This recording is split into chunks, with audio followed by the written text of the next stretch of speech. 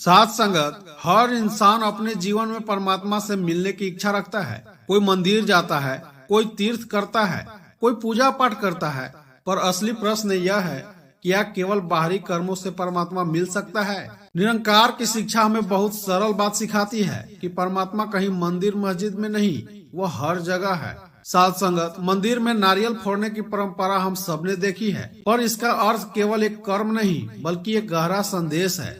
जब हम नारियल को देखते हैं तो सबसे पहले उसकी ऊपर की जटा हटाई जाती है।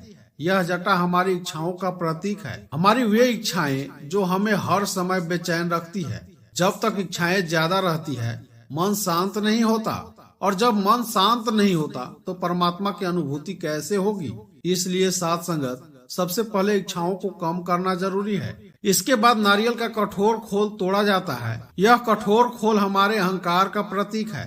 मैं और मेरा यही सबसे बड़ी दीवार है जो हमें परमात्मा से दूर रखती है। जब इंसान अपने आप को बड़ा समझने लगता है तो वह परमात्मा को भूल जाता है, और जब अहंकार टूटता है तभी भीतर की रोशनी दिखाई देती है। साथ संगत, अहंकार टूटना आसान नहीं होता, पर यही सबसे जरूरी है। नारियल के भीतर फिर पानी निकलता है। यह पानी हमारे अंदर के नकारात्मक विचारों का प्रतीक है, जैसे ईर्ष्या, द्वेष, क्रोध, नफरत। जब तक ये विचार हमारे मन में भरे रहते हैं, हम भीतर से भारी रहते हैं। महात्मा हमें यह सिखाते हैं कि इन नकारात्मक भावों को धीरे धीरे बाहर निकालो। जब मन हल्का होता है तभी सच्ची शांति आती है। और साथ संगत, इन सब के बाद निकलती है नारियल की सफेद गिरी। यह सफेद गिरी पवित्र आत्मा का प्रतीक है। वह आत्मा जो इच्छाओं से मुक्त हो और नकारात्मक सोच से साफ हो। यही आत्मा परमात्मा के सबसे करीब होती है।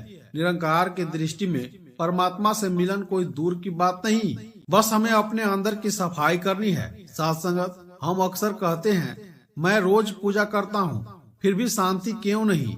शांति इसलिए नहीं मिलती क्योंकि हमने बाहर की पूजा तो कर ली पर अंदर की सफाई नहीं की। जब तक मन में अहंकार रहेगा, इच्छाओं का बोझ रहेगा और नकारात्मक सोच रहेगी, तब तक परमात्मा का अनुभव कैसे होगा? कम चाहो, नम्र बनो और सबके प्रति प्रेम रखो।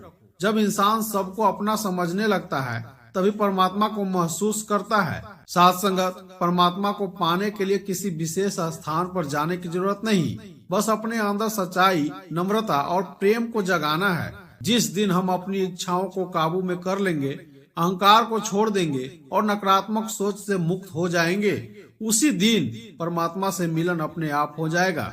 तो साथ संगत, अगर यह विचार आपको पसंद आया तो वीडियो को लाइक करें, शेयर करें और सब्सक्राइब जरूर करें। धन निरंकार जी।